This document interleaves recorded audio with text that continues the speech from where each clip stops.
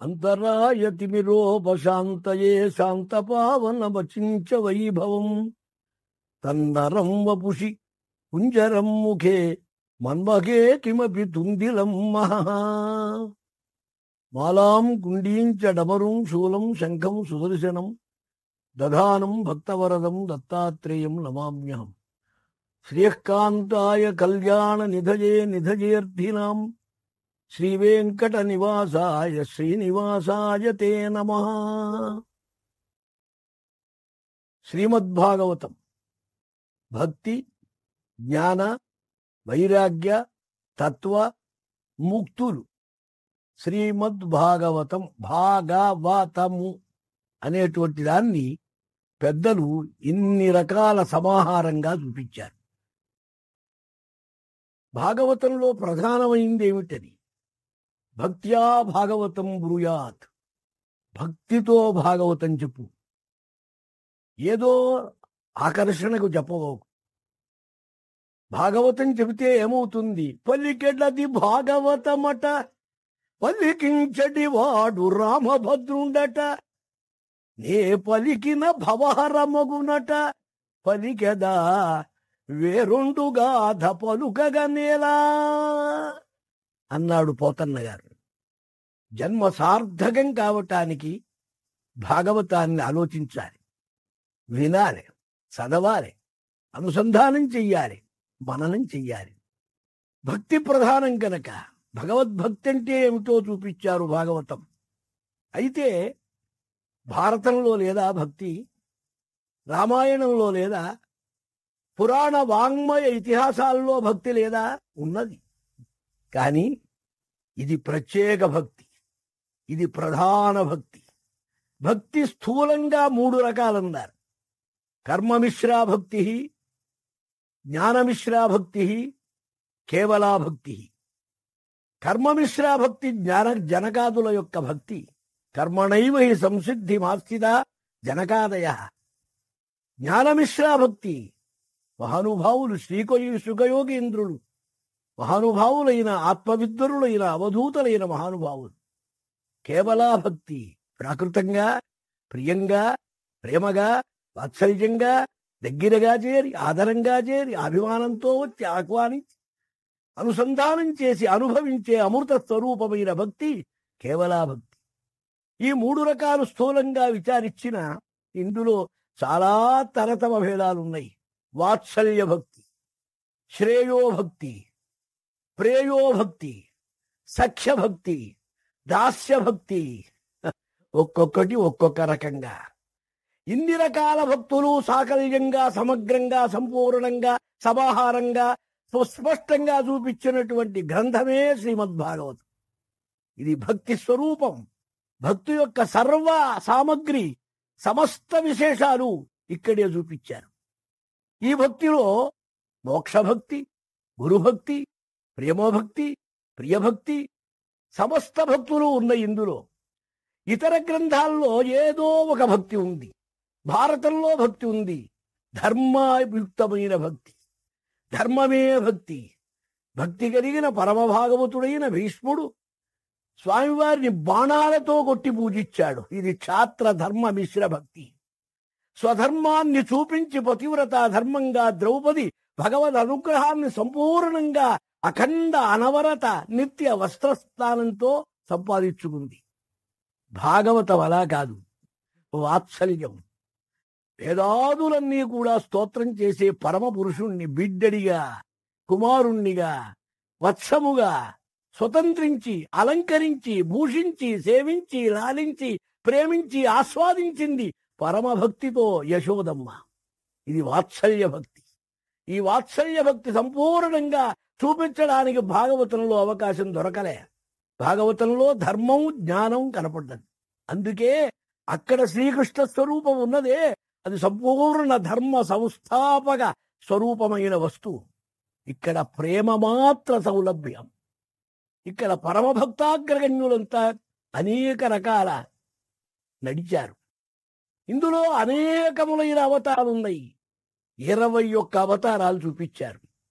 అన్నీ భగవద్ అవతారాలే. అంశాంశ కళ పూర్ణ ప్రతిబింబ అవతారాలు, ఆవేశ, ఒక్కొక్క అవతారం ఒక్కొక్క రకంగా ఉన్నది. అన్ని అవతారాలు సంపూర్ణంగా సమగ్రంగా చూపించబడ్డ భగవత్ తత్వ స్వరూపాన్ని నిర్ణయించిన గ్రంథం గనక భాగవతం అని పేరు. కాదండి, ఇంకో రకంగా దీనికి అర్థం ఉన్నది. పరమ భాగవతుల యొక్క సంబంధమైన సమస్త విశేష విలాసాలన్నీ విభావరించి చూపించారు ఇక్కడ. గజేంద్రుడు చూడండి, ప్రహ్లాదుడు, ధ్రువుడు, ఒకరా అజామీళుడు, వారి వారి తరగతులు వేరు, అధికారాలు వేరు, వారి భావనలు వేరు, వారి స్థాయి వేరు, వారి ప్రేమ వేరు. అందరూ పరమభక్తాగ్రగణ్యులే. ఇన్ని రకాలుగా 12 స్కంధాలతో తయారైంది. 12 ఒక సంవత్సర కాలచక్రానికి 12 గళ్ళున్నట్టుగా, జాతక చక్రానికి 12 రాసులున్నట్టుగా ఈ 12 స్కంధాలన్నాడు. స్కంధం అంటే ఏమిటన్నారు? నిగమ కల్పతరోర్గళితం ఫలం శుకముఖాత్ అమృత ద్రవ సంయుతం పిబత భాగవతం రసమాలయం ముగురగో రసికా భువి భావుగా. నిగమ కల్పతరోర్గళితం ఫలం, వేదములనేటువంటి ఒక కల్పవృక్షానికి రాలిన శుతమైన తనంతర తానుగా దిగిన ఒక ఫలం. సమస్త వేదముల యందున్నటువంటి సారమంతా, వేదముల యొక్క సిద్ధాంతమంతా, వేదములు వేదాంతములైన వేద శిరస్సులైన ఉపనిషత్తుల్లో ఉండే సమస్తమైనటువంటి విశేషాన్ని అమృత రసంగా బయలుదేరింది. పిబత, ఇది ఫలం అంటే తినాలి, ఇది తినటం కాదు, తాగవయ్యా అన్నారు. తాగటం ఎట్లా? ఇదంతా రసమే. ఒక ఐస్ క్రూడ్ తీసుకోవచ్చిస్తే చప్పరిస్తూ కొంచెం కొంచెం లాగితే గాని రసం రాదు. ఇది అలా కాదు, ముట్టుకుంటే నోట్లో వేసుకుంటే కరిగిపోయే అమృత ద్రవ సంయుతం. ఇందులో ఉన్నదంతా అమృతత్వం. అమృతత్వం ఎలా కలుగుతుంది? తరతి శోకమాత్మవితు, ఆత్మవేత్త కాని అమృతత్వం రాదు. ప్రమాద మృత్యులక్షణం, అమృతత్వం అప్రమాద. సనత్సుజాతీయం భారతంలో చూపిస్తారు. ప్రమాద రహితమైనది దేహేంద్రియాదులు, ఈ శరీరాదులు, ఈ పంచభూతాలు, ఈ సమస్త సుఖదుఖాలు, ఈ సర్వము నేను అనేటువంటి ఈ సమస్త భావన కూడా తొలగిపోతుంది. తొలగిపోయేటువంటి పరమోత్తమైనటువంటి భావమే భాగవత రసం. ఈ రసాన్ని కోశాడు, దోషళ్లతో తాగాడు. విష్ణోస్తు శ్రవణే పరీక్షిత భవతు. వినటం అంటే అంతా వింటారా? శ్రవణం, కీర్తనం, విష్ణో స్మరణం, పాదసేవనం, అర్చనం, వందనం, దాస్యం, సఖ్యం, ఆత్మనివేదనం. 9 రకాల భక్తులు శ్రీమద్భాగవతంలో సంపూర్ణంగా పరిడే వెళ్ళినాయి. ఇదే ప్రహ్లాదుడు హిరణ్యకశిపువు దగ్గర చెప్పాడు. ఇందులో వినటం అంటే పరీక్షిత్తు సొమ్మన్నారు. ఏదో వింటూ ఉంటాం, శ్రవణేంద్రియం వింటూ ఉంటుంది, మనస్సు ఇంకోటి ఆలోచిస్తుంది, చెవుకి ఇంకోటి వినపడుతుంది, కంటికి ఇంకోటి కనపడుతుంది. సర్వేంద్రియాలు పనిచేసేటప్పుడు అది తపస్సు కాదు. మనసశ్చ ఇంద్రియాణాంచ ఐకాగ్ర్యం పరమం తపః తద్ధి తపః జ్యాయః. విశేషంగా చూపిస్తారు వైరాగ్య చూర్ణికలో.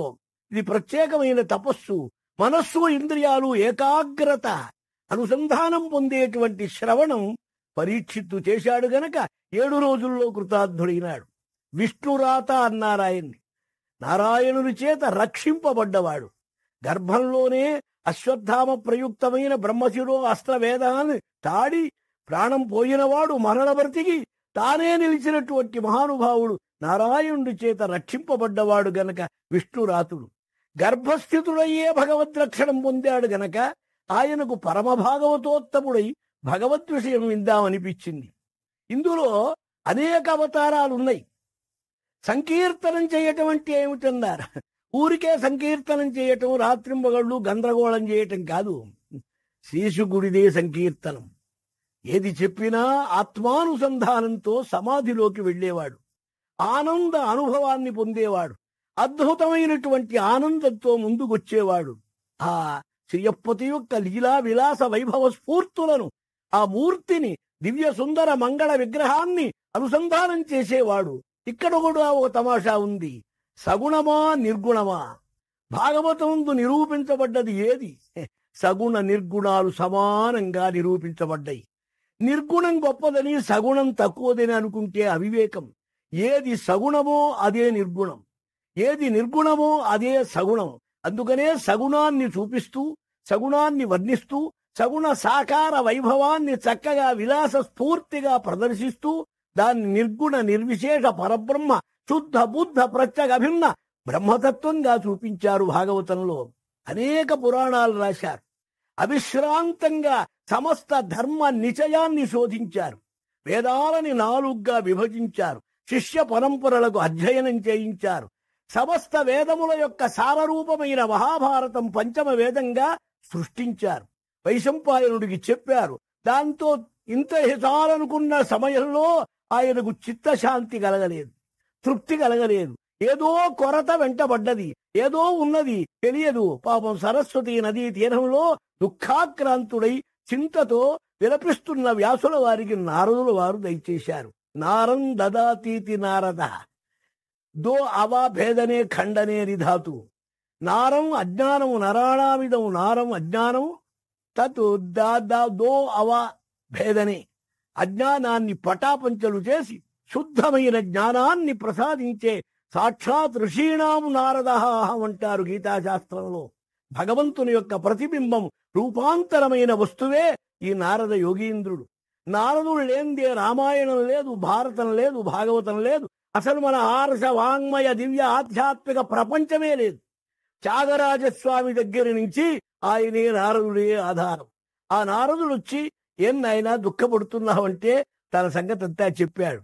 అప్పుడు వ్యాసుల వారితో అన్నారు, నువ్వు చెప్పావు అన్ని కథలు, అన్నీ వర్ణించావు, ధర్మాలు చెప్పావు, సన్నివేశాలు చెప్పావు, పరాక్రమం చెప్పావు, పరమాత్మ యొక్క దివ్య విభూతిని చెప్పావు. కానీ సాక్షాత్ భగవత్తత్వం నువ్వు చెప్పలేదు. సాక్షాత్ భగవద్భక్తుల యొక్క దివ్య ఆనంద అమృత భక్తి రసస్వరూపాన్ని నువ్వు ప్రకటించలేదు. అది లోపం. అందువల్లనే నీకెప్పుడు ఈ చిత్తశాంతి లేకుండా పోయిందని నారదులు వారు ఉపదేశించారు. 4 శ్లోకాలు నరనారాయణ సంవాదంగా వచ్చిన మూల భాగవత చతుశ్లోకిని వినిపించారు. దానితో ఆయనకు చిత్తశాంతికి ఆనందం కలిగింది, ప్రేరణ కలిగింది. శ్రీమద్భాగవతాన్ని ప్రారంభించాడు. సమస్తమైన వస్తువుల్ని ఒక్క సకలింపు చేసుకున్నాడు. హంపశయ్య మీద పడుకున్న భీష్ముని యొక్క స్తుతిని ఆనందంగా అనుభవింపజేశాడు. త్రిజగన్మోఖల నీలకాంతి తను ఉద్దీపింప ప్రాభాత నీరజ బంధు ప్రభమైన చేలము పైంద్రంజిల్ల జయము నీకిచ్చదనంచు. అర్జునుని మీద అనుగ్రహాన్ని చూపించిన సుందర కోమల శ్యామల మధుర లావణ్య దివ్య సౌందర్య స్ఫూర్తిమన్మూర్తిని ఆనందంగా అనుసంధానం చేశాడు. పంచేంద్రియాలను సమీకరణం చేశాడు. మనస్సును బుద్ధిలో లయం చేశాడు. బుద్ధిని స్థాపించాడు. దానిలో అనుసంధానంగా పరమాత్మను చూపించాడు. ఏమి పరమాత్మ నీ యొక్క దివ్య వైభవం! నేడు చంపుదు భీష్ముని నిన్నుగాతు నిలువు మర్జునాయందుచు పద్విసిక వృష్టి తెరలి చనుదెల్చు దేవుండే దిక్కు నాకు. ఆశ్రయించవలసిన వస్తువు, అనుసంధానం చేయవలసిన వస్తువు ఎదురుగా ఉండి తన బాణాల దెబ్బలకు తట్టుకోలేక అర్జునుణ్ణి కూడా త్రోసివేసి చక్రాన్ని పట్టుకోవచ్చాడు. కుప్పించి జగసిన కుండలంబుల కాంతి గగన భాగం వెల్లగప్పికొనగా ఉరికిన నూర్వక ఉదరంబులోనున్న జగముల వ్రేగున జగతి కదల చక్రంబు చేపట్టి తను తెలుసురయమునా పైనున్న పచ్చని పటముదార నేడు భీష్ముని దంపుదు నిన్నుగాదు నిలువు మర్జునాయనుచు మద్విసిక వృష్టి తెరలి తను తెలుసు దేవుడే దిక్కు నాకు. ఏకేకి మాధవ కేశవ నారాయణ భారతంలో అంటాడు. అనుసంధానం చేసిన వస్తువును భాగవతంలో స్పష్టం చేశారు. అక్కడ ఉటంకిగా యుద్ధాన్ని చూపించారు. ఇక్కడ విస్తృతంగా వివరణగా విమలంగా విస్తారంగా చూపించారు ఈ వస్తువును. పరమాత్మను ధ్యానించేటప్పుడు ఏ మూర్తి ఏ స్వరూపం చిత్తమందు హత్తుకుంటుందో చిత్తద్రవ్యం హి జతువతు స్వభావాత్ కఠినాత్మకం తాపకైర్ విషయైర్ యోగే ద్రవతాం భవేత్. ద్రవతాయాం ప్రవిష్టస్తు. ఏదైనా విన్నా, చూచినా, సంకల్పించినా, కోరినా చిత్తం అనేది లక్క వంటిదన్నారు పెద్దలు. ఈ లక్క దాని కాపు పెడితే కరుగుతుంది. కాపు ఏమిటన్నారు? కామ, క్రోధ, లోభ, మోహ, భయ, స్నేహాదికా తాపకా చిత్తజతున. ఇవి తాపకములుట, కాపులు. ఈ కాపులు మనం పెడుతూ ఉంటాం. భార్య ఎందు, పిల్లల ఎందు, ఇంటి ఎందు, ఆకిలి ఎందు, ధనమందు, మాగాణి, పొలాలు, పదవులు, వాటి వల్ల వచ్చేది ఇంకా బంధమే. ఇది నిర్గుణ నిర్వికార పరమాత్మ విషయమైన ఆ కాపు ఎప్పుడు వస్తుందో అది చిత్తంలో నిలుస్తుంది, ఆనందంగా నిలుస్తుంది.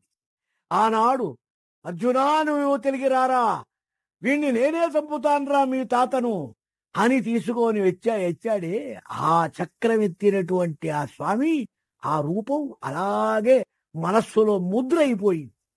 అంపశయ్య మీద పడుకున్నా హయరింఖాముఖ ధూళి ధూసర పరిణ్యస్తాల గోపేతమై రయజాత శ్రమ తోయ బిందుయుతమై రాజిల్లు దెమ్మోపితో జయమున్ పార్థునకిత్తునంచు అని నా శస్త్రాడి చాలా నొప్పించి, ఆ రోజు వేసిన బాణాలతో చాలా శ్రమైపోయింది.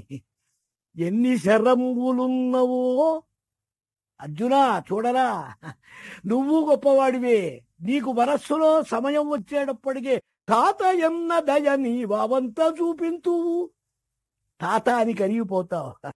పేర్మిన్ కన్పట్టగ నీడతడు గంభీర అహవచ్చోడిలో. యుద్ధంలో మునిగారంటే ఇక మరిచిపోతాడు. తాత లేదు, మనవడు లేదు, వరసలు లేవు అని చెప్పుకున్నాడే. ఆ చెప్పుకున్న దెబ్బలు తిన్నటువంటి స్వామి నా మీదకి ఆగ్రహంగా బయలుదేరి వచ్చారు. అడుగు తీసి అడుగు వేస్తే అతల వితల సుతల రసాతల మహీతల మహాతల పాతాళాలు కదిలిపోయినాయి. ఆగ్రహోదగ్రహమైన నందనందన దివ్య ఆగ్రహ ఆవేశ స్ఫూర్తిమన్మూర్తి అడుగులు వేసి ముందుకు చక్రం ఎత్తి వస్తూ ఉంటే, రవయ్యా ఏష్చేకి బాధవా, అదే మనస్సులో నిలిచింది. అంపశయ్య మీద పడుకున్నా, నిద్రాహారాలు లేకపోయినా, పానీయాదులు లేకపోయినా, యమ నియమ ప్రాణ ఆసన ధ్యాన ధారణ ధ్యాన సమాధి అష్టాంగ యోగాలతో నిండిన మహాపండినటువంటి యోగులకు కూడా దొరకని ఆ సుందర సుకుమార దివ్య స్ఫూర్తి యుద్ధరంగంలో చక్రం పట్టుకున్నటువంటి ఆ వాసుదేవ స్వామి మనస్సులో కనపడ్డాడు, నిలిచాడు. అదే మూర్తితో ఆనందాన్ని అనుభవిస్తున్నాడు. ఆనంద స్ఫూర్తిగా ఎప్పుడు తనను ధ్యానిస్తారో, ఏ యథా మాం ప్రపద్యంతే, ఎవరు నన్ను ఏ విధంగా భావిస్తే నేను ఆ వారి వైపు అలా భావిస్తాను. లోకంలో జీవులు అలా భావించరండి. వాడు కావాలని మనం వెంటబడతాం, వీడిని తప్పించుకుందామని వాడు తప్పించుకుంటాడు. భగవంతుడు అలా కాదు.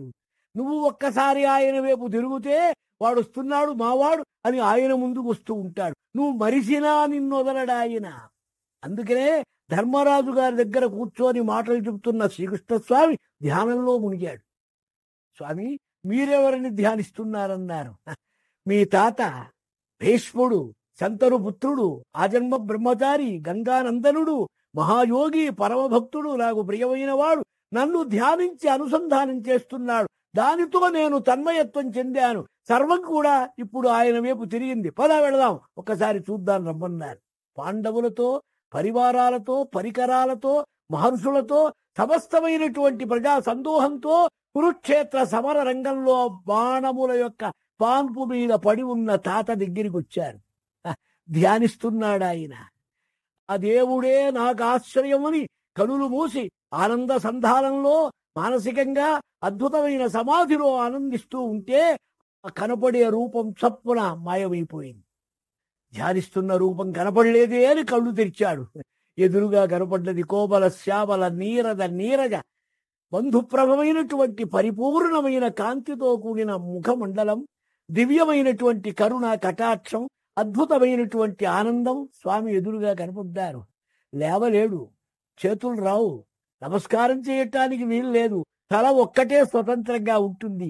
ఆ శిరస్సుతోటే నమస్కరించి ఆనందానుభవంలో మునిగాడు. ఇది భీష్మ భక్తి, భీష్మ స్వరూపం, భీష్ముడు పొందిన ఆనందం, శ్రీకృష్ణ స్వామి వారి దివ్యానుగ్రహాన్ని సంపాదించుకున్న పరమపావనుడు ప్రహ్లాద, నారద, పరాశర, పుండరీక, వ్యాస, అంబరీష, శుక, శౌనక, భీష్మ, దాల్భ్యాన్, రుక్మాంగద, అర్జున, వశిష్ఠ, విభీషణాదీన్ పుణ్యానిమాన్ పరమ భాగవతాన్ స్మరామి అని పరమభాగవతుల్లో చేరిన మహాభీష్ముడి యొక్క వైభవాన్ని భాగవతంలో చిత్రించారు మహానుభావులు. ఇది భాగవత స్వరూప భక్తి, మనమంతా గ్రహిస్తాం. ఇలా భీష్మస్తుతితో ప్రారంభం చేసి విదుర మైత్రేయ సంవాదాలు చూపించి అనేక కల్పములు, అనేక యుగములు, అనేక అవతారములు, అనేక భక్తుల యొక్క విలాసాలని చూపించి చిట్ట చివరకు ఇందులో ప్రధానంగా మనం అనుకోదగింది ఏమిటంటే భాగవతంలో అసలు స్వరూపం ఏది. ఇక్కడ హరియా, నారాయణుడా, విష్ణువా, మరొకటే కాదు. కృష్ణ కృషిర్భూవాచక శబ్ద నశ్చ నిర్వృతివాచక తస్మాత్ కృష్ణ పరం బ్రహ్మ.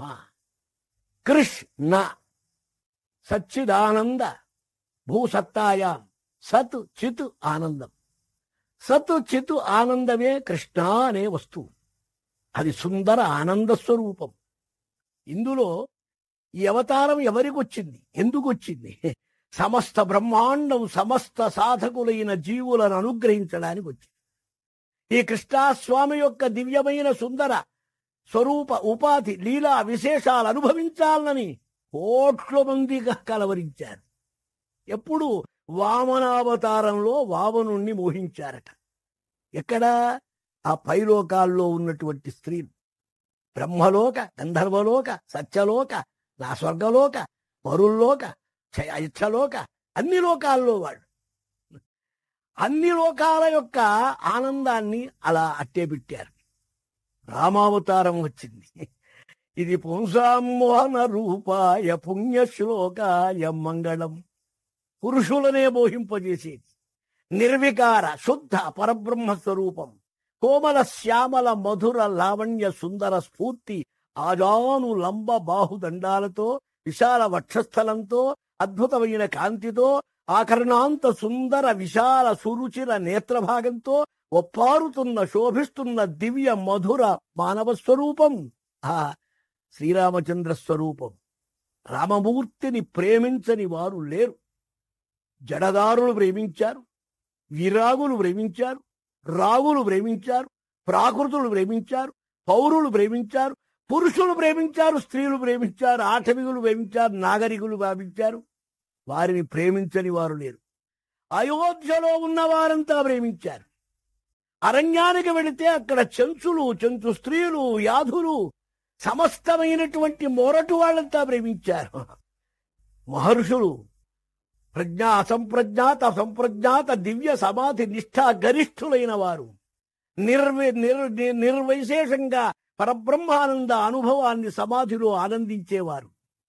రూప సంభననం లక్ష్మీం సౌకుమార్యం సువేషతాం దదృశు విస్మితాకారా రామస్య వనవాసినః.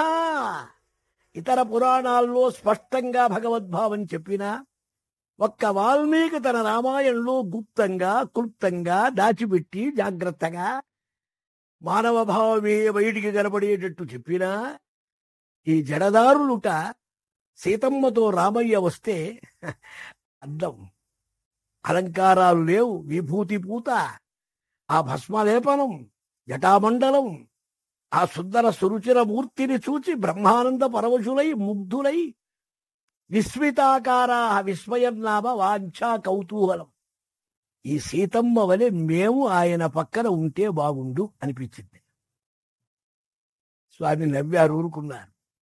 చాలా మంది ఋషులు కోరారు, స్త్రీలు కోరారు, పురుషులు కోరారు, లోకాధిపతులు కోరారు, భూతాలు కోరినై, బ్రహ్మాండమంతా కోరింది.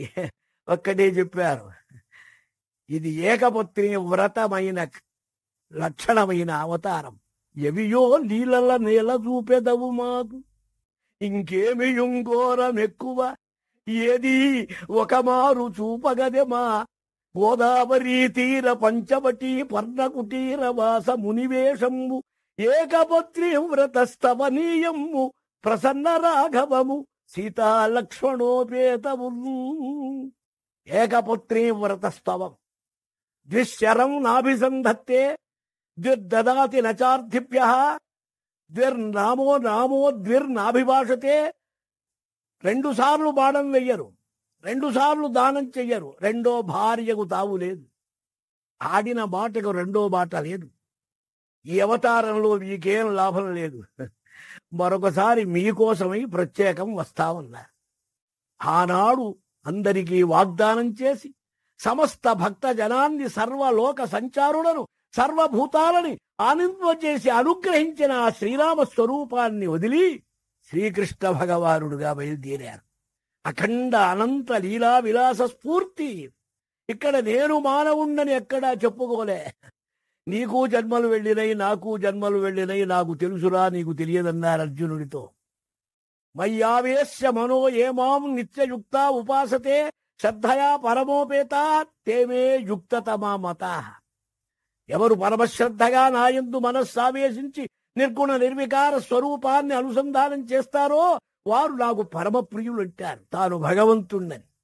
ఈశ్వర సర్వభూతానాం హృద్దేశే అర్జున తిష్టతి అనేక గీతావచనాలతో చూపించారు. ఇది శ్రీకృష్ణ స్వామి వైభవం, శ్రీకృష్ణ స్వామి ప్రభావం, శ్రీకృష్ణ స్వామి యొక్క విలాసం. కృష్ణ విలాసం అనాలి భాగవతంలో. ఈ విలాసం చూడండి, సుందరాతి సుందరంగా, ముగ్ధ మనోహరంగా, అవ్యక్తంగా, అప్రాకృతంగా, ఆనంద స్వరూపంగా, ఆహ్లాదదాయకంగా, ఆస్వాదించదగినట్లుగా బయలుదేరింది. అందుకే భాగవతంలో 12 స్కంధాలున్నా ప్రధానం దశమస్కంధం. సారమేమిటి? దశమస్కంధం. అందుకే అక్కడ స్వామి వ్యాసుల వారే అంటున్నారు, కృష్ణస్తు భగవాన్ స్వయం. అంశావతార, లీలావతార, అనేక అవతారాలు ఉన్నాయి. కృష్ణావతారం ఎలాంటిదంటే మహాభారత వ్యాఖ్యాత నీలకంఠుల వారు సభాపర్వంలో వర్ణిస్తారు. బహుబీజ గర్భ బలం అన్నారు. అనేక గింజలతో కూడిన జామపండు వంటిది. ఇందులో గింజల వంటివే యువతల అవతారాట. ఏ అవతారమైనా జామపండులో గింజలాంటిది. అన్ని గింజల్ని భరించేటువంటి జామపండు ఉందే బహుబీజ ఫలం అని పేరు దానికి. ఆ బహుబీజ ఫలప్రాయమైన అవతారం శ్రీకృష్ణ అవతారం అన్నారు. సంపూర్ణ అవతారం అన్నారు. స్వరూప అవతారం అన్నారు. స్వాత్మన్యవరుద్ధ సౌభగ. ఇంద్రియ చాంచల్యం లేదు. అనంత కోటి బ్రహ్మాండములయందు స్వస్వానంద ఉపాధి రహిత స్వస్వరూప బ్రహ్మానంద అనుభవం పొందిన బ్రహ్మస్వరూపమే కృష్ణ. కృష్ణ అంటే పరమార్థ స్వరూపం. ఈ స్వరూపమే భాగవతంలో ప్రధానంగా వర్ణించారు. ఇక్కడే విచిత్రం.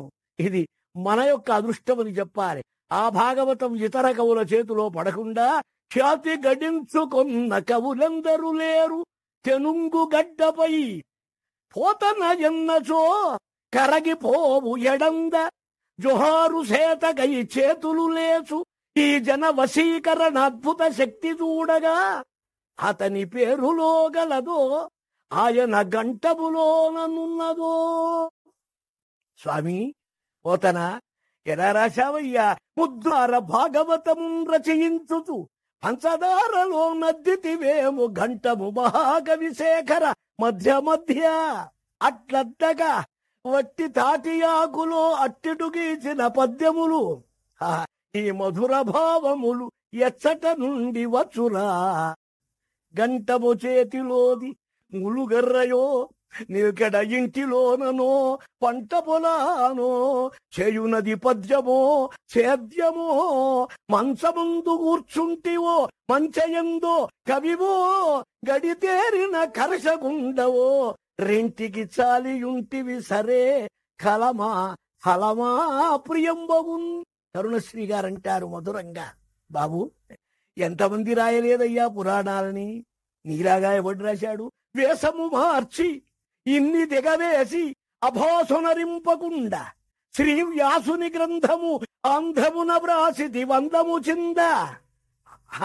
ఆంధ్ర కవులందు అగ్రేసరుడవయ్యా. నీ కలంలో అమృతం పొంగిందన్నారు పోతన్న గారు. ఆంధ్రజాతికి మనకు మహాభాగ్యం కల్పించిన మహానుభావుడు. సహజ పాండితికి ఇది నిదర్శనమటయ్యా. వ్యాసుల వారు రాసిన గ్రంథం, శుకుల వారు బోధించిన గ్రంథం, మహావిద్వాంసులకు కూడా అందని గ్రంథం, శ్రీధర స్వామి వారి వంటి సిద్ధ పురుషులు ముచుకుంద మహర్షే రూపాంతరంలో మరొక జన్మ ఎత్తమని శ్రీకృష్ణస్వామి వారు అన్నారని, వారే శ్రీధర స్వామి వారుగా పుట్టారని, వారే ఈ గ్రంథానికి వ్యాఖ్యానం రాశారని పెద్దల యొక్క విశ్వాసం, నమ్మకం. అటువంటి ఇంతమంది చేత చక్కగా విస్పష్టంగా చూపించబడ్డ భాగవత రస తత్వాన్ని ఎంత చక్కగా, ఎంత మధురంగా, ఎంత వైభవంగా శ్రీరామునికి అంకితం చేశాడు. ఇక్కడే విచిత్రం. అసలు పోతన్న గారు శైవుడు, వీరభద్ర విజయం రాసినవాడు. తరువాత ఆయన వీర వైష్ణవ ఉపాసన పొందిన రామోపాసకుడు. కానీ ఆ తరువాత అద్భుతంగా ఒక్కసారి శ్రీకృష్ణ తత్వాన్ని గురించి తాను ప్రచారం చేశాడు. చక్కగా ప్రసవింపజేశాడు శ్రీమద్భాగవత మహాగ్రంథాన్ని.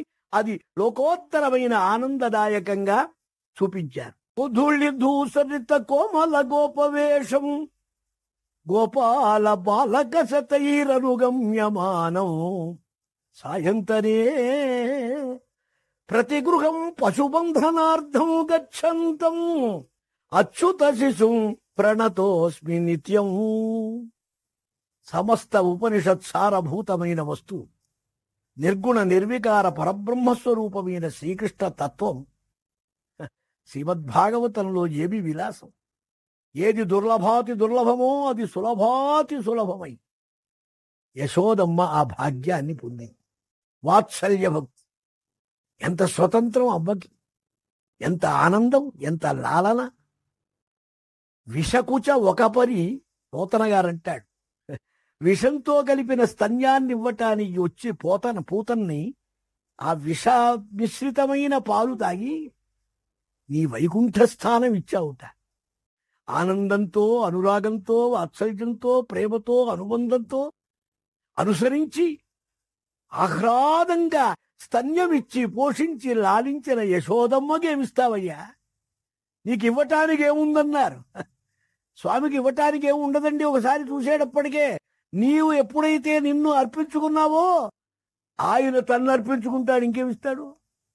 కనుక ఆ యశోదమ్మ ఆనందంతో అందరూ వెళ్ళి చెప్పుకున్నారు. పాప, ఓయమ్మ నీ కుమారుడు మా ఇండ్లను పాలు పెరుగు మననియడమ్మా, పోయదం ఎక్కడికైనాను. ఎక్కడికైనా లేచిపోతాను తల్లి, మీ ఊళ్ళో ఉండలేం. నందరాజు గారి భార్య అయినంత మాత్రం చేత నీ కుమారుడు మా కొంపలన్నీ పాడు చేస్తున్నాడే. ఏమి లీలలు. హాయిగా పాపం మధ్యాహ్నం విశ్రాంతిగా చాపేసుకొని పడుకుంటే కోడలు లోపలికి వెళ్లి పెరుగు బారలో పెరుగంతా తాగినా భటులతోటి భృత్యులతో వెళుతూ వెళుతూ ఆ ఖాళీ బాణలో నుంచి తీసి ఆ పెరుగు ఈ కోడలి మూతికి రాజిపోయినాడు.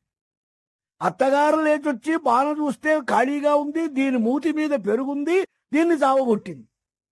ఆనందిస్తున్నాడు పక్కన. చూడండి ఏమిటిది.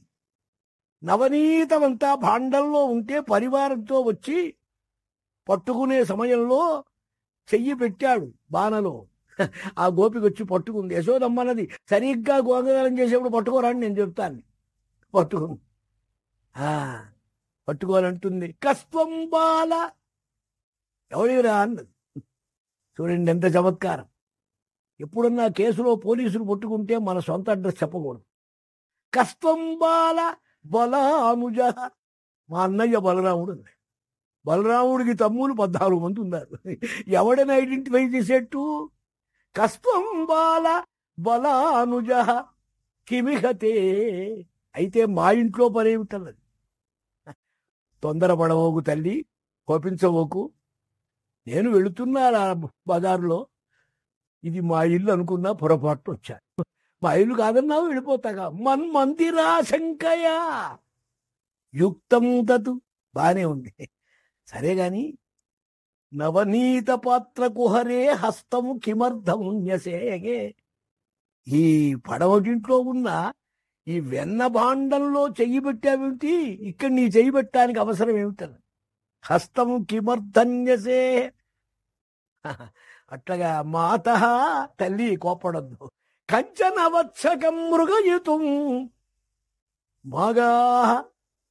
చిన్నప్పుడు మా ఇంట్లో పొద్దున ఓ చిన్న లేగ దూడ తప్పించుకుపోయింది. మా అమ్మగారు అడిగింది, దూడను వెతుక్కోరారా అన్నది. దానికోసం ఊరంతా తిరిగా, ఎక్కడా కనపడలే. పొరపాటున ఇల్లు మా ఇల్లు అనుకోని లోపలికి వచ్చా.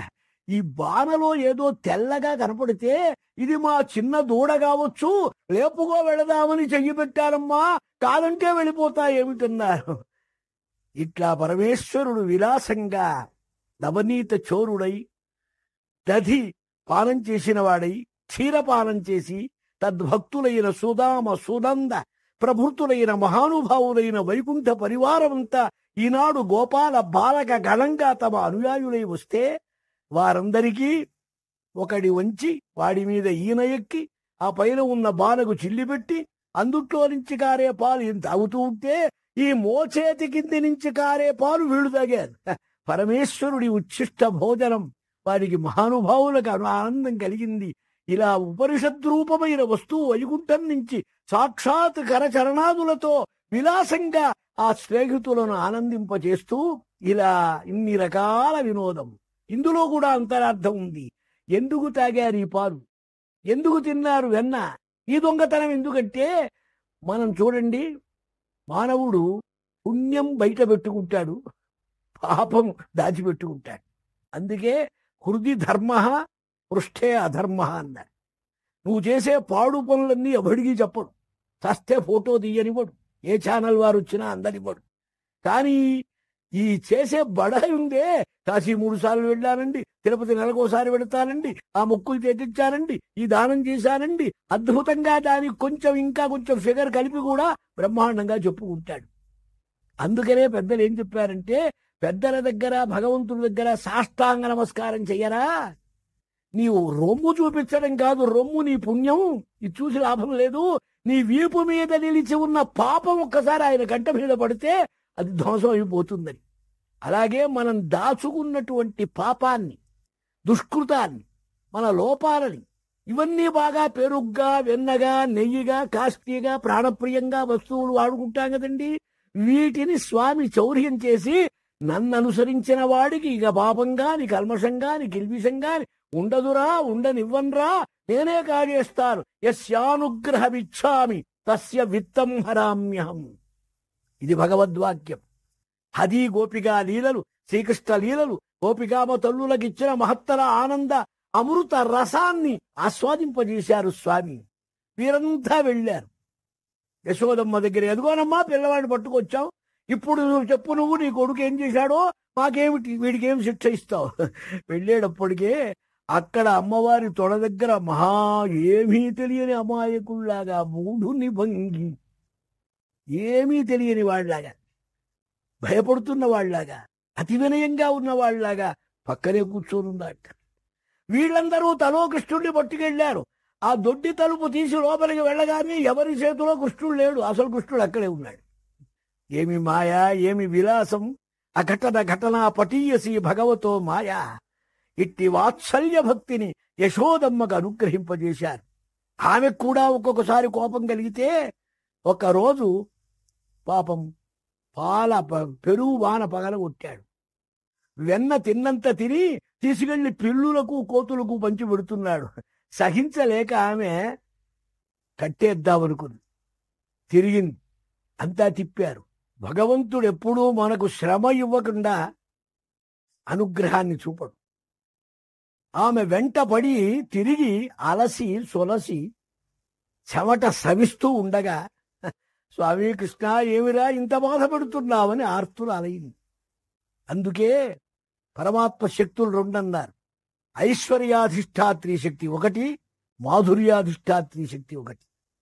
ఐశ్వర్యాధిష్టాత్రి శక్తి ఉన్నంత వరకు మీరు ఎంత డబ్బు కుమ్మరించండి, ఏమి ఘనం చెయ్యండి, ఆయన మీ వైపు చూడ్డు, లొంగడు. మాధుర్యాధిష్టాత్రి శక్తి కలిగిందో సుప్రసన్నుడవుతాడు. సర్వేశ్వరుండకు శౌరి తులదూప ధనమున్నదే భక్తి ధనముగాక. ఆర్తస్వరూపం ఎప్పుడొచ్చిందో ఆనందిస్తాడు. ఆర్తురాల ఇంది గనక స్వామి చిక్కాడు. కట్టేద్దామనుకుంది నోటికి. తాడు తెచ్చి నడువుదాకా చుట్టి ముడి దగ్గరికి వచ్చేవాడు. 2 అంగుళో నమభూతత, 2 అంగుళాలు తగ్గింది. అప్పుడు ఆ దాసీలను పిలిస్తే వాళ్ళు 100 కొద్దీ తాళ్ళు తెచ్చారు. ప్రతి తాడు ముడిపెట్టి నడువుకు తిప్పితే అది మళ్ళీ 2 అంగుళాలే అయింది. అప్రమేయుడు ఆర్తురాలైన ఆయన కట్టేద్దామన్నా దొరకటం లేదా అని విలపిస్తే పాపం అనుగ్రహించి సుప్రసన్నుడై అన్ని తాళ్ళు అక్కడే ఉన్నాయి, మొదటి తాడికే ముడిపడ్డది. ఇంత సుప్రసన్నుడై వాత్సల్య భక్తిని సవిసూచినటువంటి ఆ యశోదమ్మను కృతార్థురాల్ని చేసింది. ఈమె ఎవరు? వెనక శని ప్రదోష కాలంలో పరమశివుడి యొక్క ఆరాధన కుమారుడు చేస్తూ ఉంటే వెళ్లి చూచింది ఘృష్మేశ్వర మహాత్మ్యం స్కాంద పురాణంలో. దీనికంతా కావలసినంత ఆధార కథ ఉంది. వెనకటి జన్మ యొక్క మహాపుణ్యం. వాత్సల్య భక్తి అంటే ఎంత భక్తో చూచారుగా. ఇక వందన భక్తి, అనుసరణ భక్తి. అక్రూరుడు మహానుభావుడు, సాత్వకుడు, బాబాయ్ అవుతాడు పినతండ్రి వరసకి. ఆయన్ని కంసుడు పంపించాడు ధనుర్యాగానికి మా బలరామకృష్ణుల్ని పిలుచుకోరమ్మని. బయలుదేరి వెళుతున్నాడు. పొద్దున 7 గంటలకు బయలుదేరాడు. మధురలో బంగారు రంగారు కొంగొత్త కాంతులు కలిగిన బ్రహ్మాండమైన రథం మీద తానే తోలుకుంటూ వాయువేగ మనోవేగాలతో నడిచే గుర్రాలను కట్టించుకొని బయలుదేరి వెళ్ళాడు. 15 మైళ్ళు కూడా ఉండదు మధురకి బృందావనం. పొద్దున 7ంటికి బయలుదేరిన వాడు రాత్రి 7ంటికి చేరాడు బృందావనం. 12 గంటల ప్రయాణం. మహావేగం కలిగిన గుర్రాలు. ఎందువల్ని ఎప్పుడెప్పుడు భగవద్భావన పర్యంకే వినివేశ్య భక్తి జననీ భక్తార్భకం రక్షతి. భగవద్భావన అనుసంధాన భావం తరంగంలాగా వచ్చి పడ్డదంటే తన్మయుడై సమాధిలోకి వెళ్ళిపోతాడు. అది భక్తి అంటే. భజనం భక్తి, భజత ఇది భక్తి, భజ్యత ఇది భక్తి. ఓ రకరకాల వ్యుత్పత్తులు చెబుతారు దీని మీద. వెళుతున్నాడు. మనస్సులో అనిపించింది, నాకు స్వామి ముఖం చూడటం వీలవుతుందా? అల్లకభ్రజితమయి సుధాంశు నిభమయి ఆసప్రభోద్దామమయి జలజాక్షంబయి కర్ణకుంటల విరాజద్గండమయి ఒప్పు ఆ జలజాతాక్షుముఖంబు చూడగలుగున్ భాగ్యంబు ఓ నాకు నా వల వలవే జన్మంబున తిరుగుచున్నవి వనముగౌరాతంబులు ఈ త్రోవలం ప్రదక్షిణం పకుర్వంతి మే మృగా అంటారు మూలంలో. లేళ్లు ప్రదక్షిణం చేస్తున్నాయి, తప్పకుండా స్వామిని చూడగలుగుతారు. నీకంత భాగ్యం ఉన్నదా? ఏమోనబ్బా. ఇతడా కంసుని చేత పంపువడి నన్ను హింసింపనే తెంచినాడని భావించునో. సకల భూతంతర్బహిస్సంగతుడౌటంతలపోసి నన్ను సుజనుంగా చూచునో. నా భాగ్యమెట్లున్నదో. స్వామిని పిలవమని నన్ను పంపించాడు. ఎంతటి గొప్పవాడు కంసుడు! ఏమానందం! ఆ భగవద్భావన పరంపరలో మునిగిపోయి ఆనందంలో తన్మయత్వం పొంది సర్వము మరిచిపోయినాడు. అందుకని అక్రూరుడు పరమభక్తాగ్రగణ్యుడన్నాడు. ఇష్టోస్తు శ్రవణే పరీక్షితభవత్, సంకీర్తనే శ్రీశుక, వందనే అక్రూర, దాస్యే హనుమాన్, సర్వస్వాత్మ సమర్పణే బలిరభూత్. భగవంతుడికి నవవిధ భక్తుల్లో ఒక్కొక్క భక్తికి కైంకర్యంలో ఆనందంగా అంకితమైపోయిన మహానుభావులు ఉన్నారు.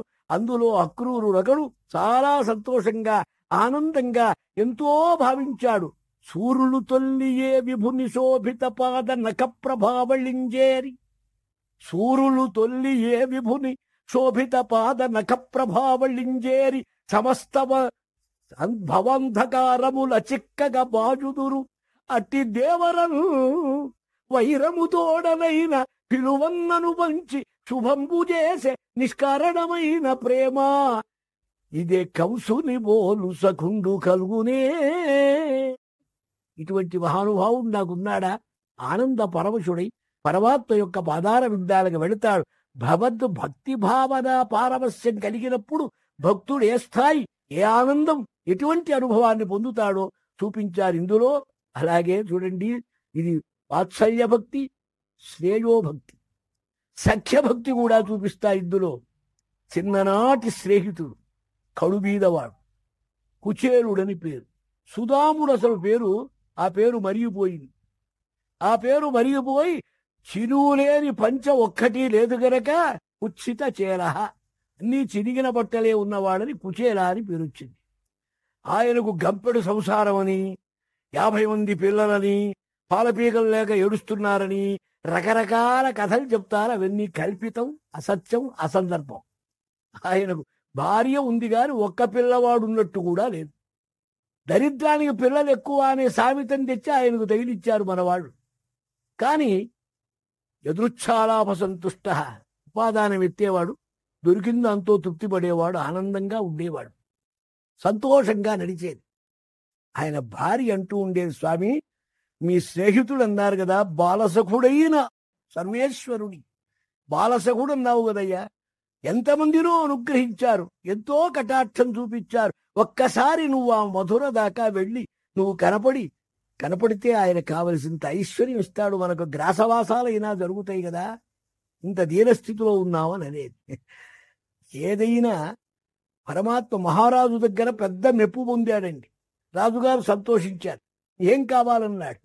నాబోటి తెలివి తక్కువాడు అన్నట్ట, ఓ షేరు జొన్నలు ఇవ్వండి అన్నట్టు, ఓ దంచుకో తింటాని. రాజుగారు అనుగ్రహిస్తే ఒక అగ్రహారమో లేకపోతే ఒక ఎస్టేటో ఏదో అడగాలి కానీ, భగవంతుడు అనుగ్రహిస్తే తుచ్చమైన ఐశ్వర్యం, డబ్బు ఇవి కోరుకుంటావా ఎక్కడైనా? ఎంత అన్యాయం! ఆయన ఉపేక్షించేవాడు. చెబుతూ ఉండగా ఒక్కసారి అనిపించింది కుచేరుడికి, అజం హి పరమోలాభ ఉత్తమ శ్లోక దర్శనము. ఉత్తమై శ్లోక్యత ఇది ఉత్తమ శ్లోక, ఉత్తమశ్చాసౌ శ్లోక ఉత్తమ శ్లోక, ఉత్తమ శ్లోక ఏస్యా సయేవ ఉత్తమ శ్లోక. ఎన్నో రకాలు చెప్పొచ్చు. అయం హి పరమో లాభ. వామాక్షి అడుగుతున్నది భార్య, ఇన్నిసార్లు వెళ్ళమని. ఆమె కోరిక తీర్చినట్టు అవుతుంది. అసలు ఆమె కోరిక కాదు, అయం హి, ఈ నిశ్చయార్థే నాకు పరమలాభం. సుందరాతి సుందర నందనందన దివ్య సౌందర్య లావణ్య వైభవాన్ని కనులారా తిలకించి ఆనందించి మాట్లాడే మహాభాగ్యం ఆమె ప్రేరణతోనైనా నాకు కలిగింది కదా. ఇది ఎంత అదృష్టం చూడండి. శ్రీపతి వెంకటేశ్వర స్వామి దర్శనం ఉంది చూడండి. కొన్నేళ్ల నుంచి అక్కర్లేదని కూర్చున్నా, చేత కాదని ప్రేరణగా నాకు వచ్చింది. తమాషా, వెళ్ళరా దర్శనం చెయ్యరా, ఏదో సాగు చూపిస్తాడు. ఆయన కోరి పిలిచేవాళ్ళు కొందరు, ఆయన్ని కోరుకోని వెళ్ళేవాళ్ళు కొందరు. ఇట్లా తమాషా. ఆ వామాక్షి యొక్క కోరిక వల్ల కుచేరుడికి లభించింది ఆ పరమభాగ్యం. ఆ భాగ్యంతో వెళ్ళాడు. ఓ ప్రతిహారులున్నారు, ప్రాకారాలున్నాయి, కక్షలున్నాయి, గోపురాలున్నాయి. ఈ బక్క చిక్కిన బ్రాహ్మడు వెళుతూ అడిగాడు, వామాక్షి మరి రిక్తహస్తేన లోపేయాద్ రాజానం దైవతం గురువు అన్నారు, ప్రభువు దగ్గరికి వెళుతున్నావు, ఏమీ లేకుండా ఎట్లా వెళతావు? ఒట్టిగా వెళితే ఒట్టిగా వస్తావని. అనుగ్రహం కావాలిగా, మరి ఏమన్నా ఉందా అన్నారు. ఏముంది అయ్యవారి నట్టిలు లేదు అనరు ఉత్తమ స్త్రీలు. అది గొప్పతనం, పతివ్రతం.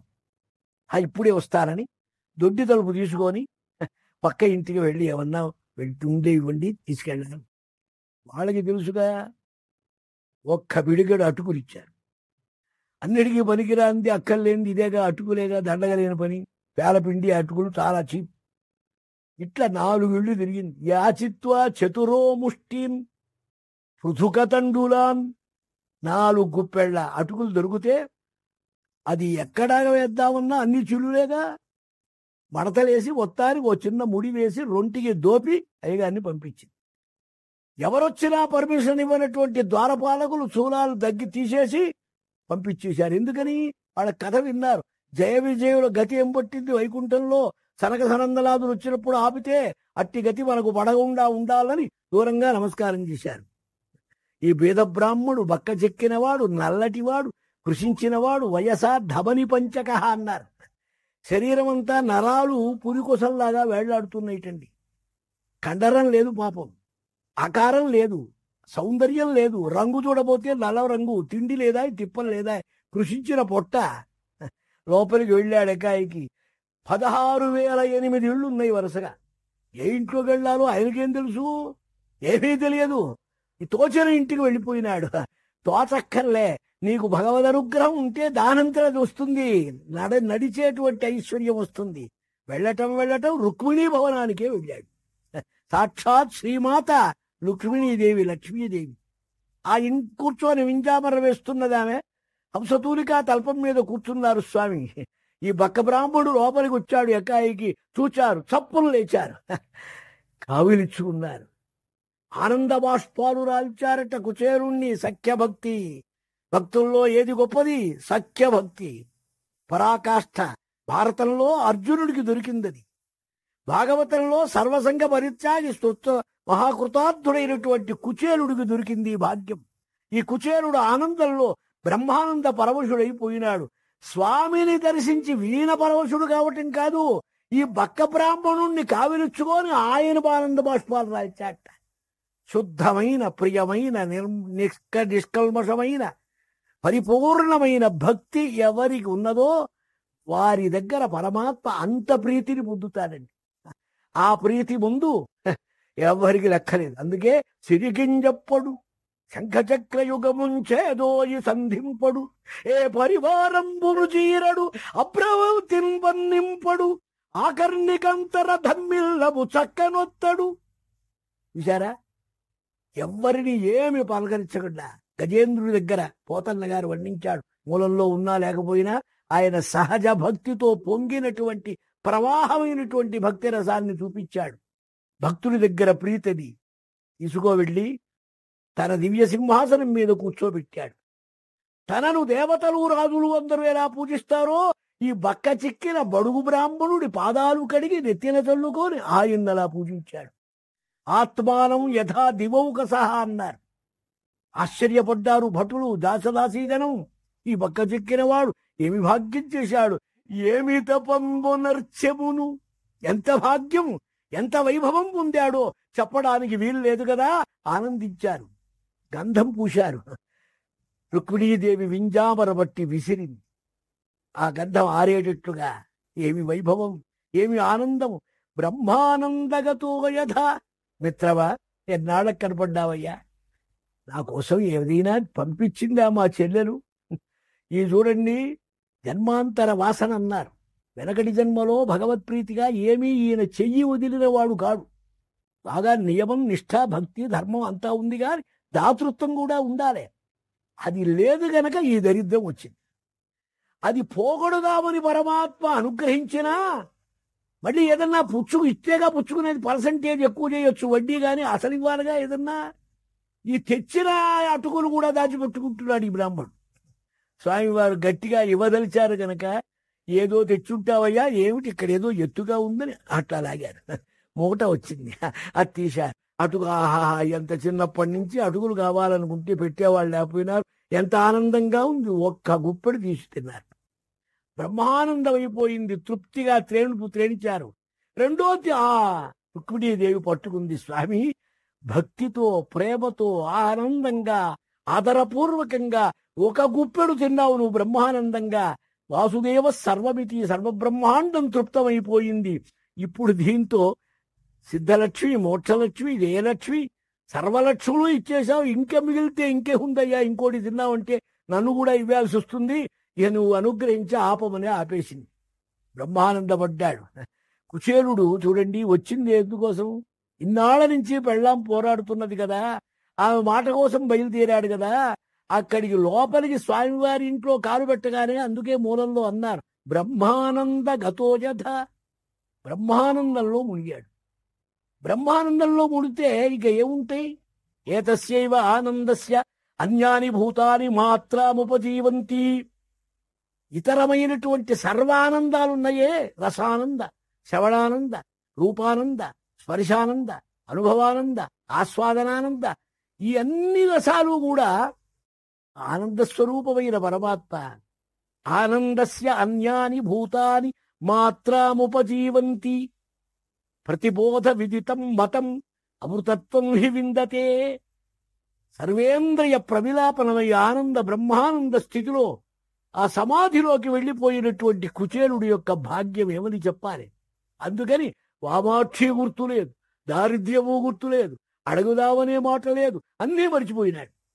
మరిచిపోయిన వాడిని గుర్తు చేయటం ఎందుకు? స్వామివారు మరలా ఊరుకున్నారు.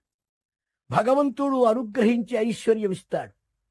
ఇది భగవంతుడు ఇచ్చిందా, నువ్వేదో కావాలని పుస్తక కర్మతో సంపాదించుకుందా? నువ్వు సంపాదించుకున్న ఐశ్వర్యం వల్ల నీకు పిచ్చి వికారాలు పుడతాయి.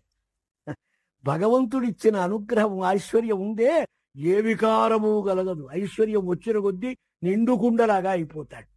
బ్రహ్మానందంగా బయలుదేరి ఊరి వెలుపలి దాకా కౌగిలించుకొని స్వామివారు చక్కగా తీసుకో వెళ్ళారు. అక్కడి దాకా వెళ్ళొస్తాను నాయన అన్నారు. మంచిదని నమస్కారం చేశాడు.